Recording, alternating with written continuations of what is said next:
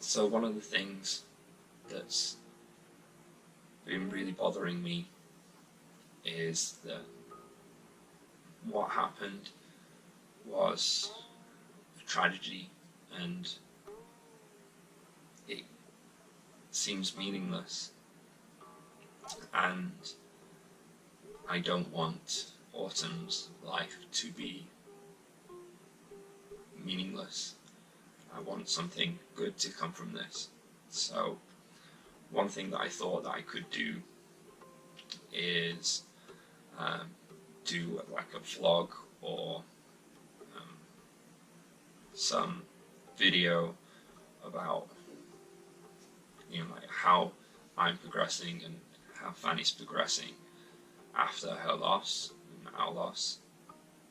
So I'm going to do some videos about different stages and how we sort of feel at those stages, and maybe kind of give any tips on how we coped, or just share what we're going through, and maybe that will help someone else. So this video I'm going to talk about the first week after the loss. The first week is hell. There's no other way to describe it. There's so much going on that you just feel overwhelmed and unable to cope with your emotions. They're so raw that it's hard to deal with. You can't process things, and it's not just sadness, because you do have this deep void and well of despair and sadness and desperation, but there's lots of anger. You want to blame yourself, you want to blame others, you just need somewhere to put all your emotions and direct them, and often there isn't, and that just leads to utter frustration, and you feel inept, you feel failure, you don't really know what to feel, and there's so much guilt as well, and processing things about what you could do, and what if I did this and what if I did that. It's a roller coaster, and that's just your emotions. And there's other things that you have to deal with. So there's the death process. I don't know how you explain it, of basically all the administration and bureaucracy of dealing with death. It's worse with the child because you have to deal with like birth certificates or aspects along with death certificates as well, and it was really difficult in China as well, because it's like a factory line. You just kind of moved through the process. Maybe it's with the language barrier, maybe it's a cultural thing, but it's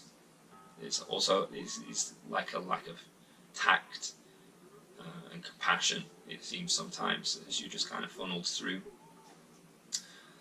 We opted to have an autopsy because we wanted to get clarification on what exactly happened, kind of put our minds at ease, possibly.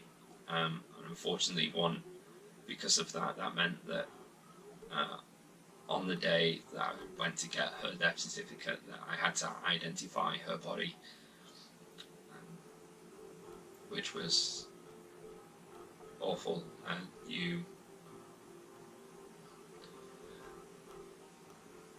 And then after that, over here in China, you are just given a cremation for the child. They don't provide any container for the cremation, so you'd have to buy one. But you know, it's not something that you want to be thinking about at that time. You know, it's something that you're forced to do. So you had to sort that out, and unfortunately, again, you have to identify the body before she's cremated. For me, that was all in one day, and that was really difficult mostly because you had to do it alone, and you know, that was the last time that I was going to see her.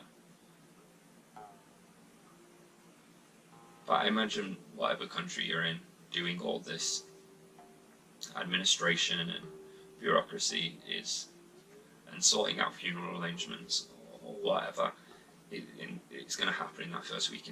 It's so difficult, and it's so difficult to do while you're processing all your emotions.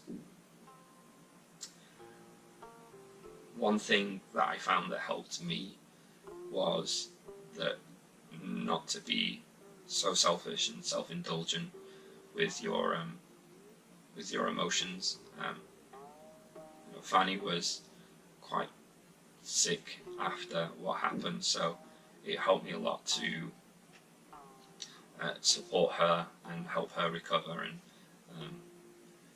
treat her and care for her. And I had something to focus on. So making sure that your partner is okay and to give them everything that they need to fully recover definitely does help.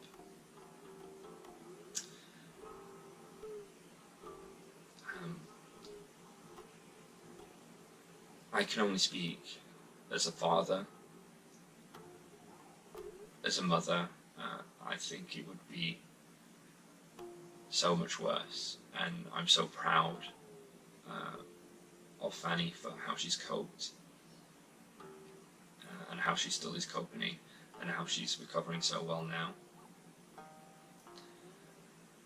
One thing that you can do to help is when you go back home, there's going to be lots of reminders of the child, and that first week you want to make sure that your partner and you are recovering and being able to process this, but all these reminders around can make things more difficult. So, you know, I'd say like what we've done is I covered a lot of all the baby products and stuff that we bought and put it to one side, so we'll deal with that eventually, but it's not there as a constant stab of emotion. Another thing that's difficult as well is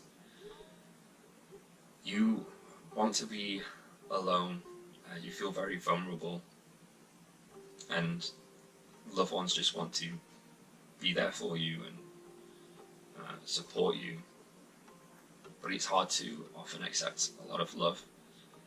You just can't deal with it. So what I did with Fanny is she wasn't able to speak with people. It was too difficult, so I just sent like a template of what happened, and just to give her some space, and that we'll contact you to, you know, friends and family, just to kind of let them know what happened.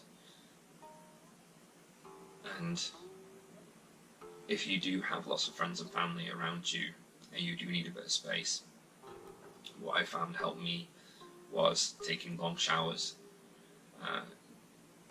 You know, the shower's are loud and you're alone, and it's a good time to kind of just let loose, sob, cry with your emotions. And I found that really helped me. Everyone's going to deal with it in different ways. But the first week is definitely the worst week in your life. And you worry about so many things. You worry that, your baby's going to be forgotten. You start to think about your future because you've lost that as well, and how it feels. But things become less raw, and you can start to process things again. And we found talking about it and being very open about everything that's happened and not censoring ourselves has really helped come to terms with everything that's happened. So talk to your partner, be open, be understanding. But yeah, that first week, it's really tough, and I'd like to say it gets easier, and I'd like to say that you get perspective, but at this point I can't say that.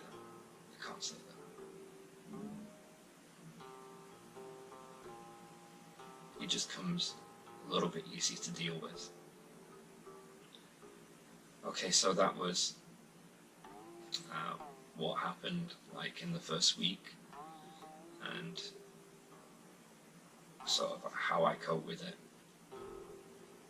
I hope that helps someone, and it might, bring a bit of relief in knowing that other people have felt the same way that you do, because you're not alone. And you're not alone in thinking that, not many people understand. It's difficult, and every situation is different. But it's good to talk and just hang in there. That's the best that you can do at this point. And trust in when people say that it will get better, as that's what I'm trying to do.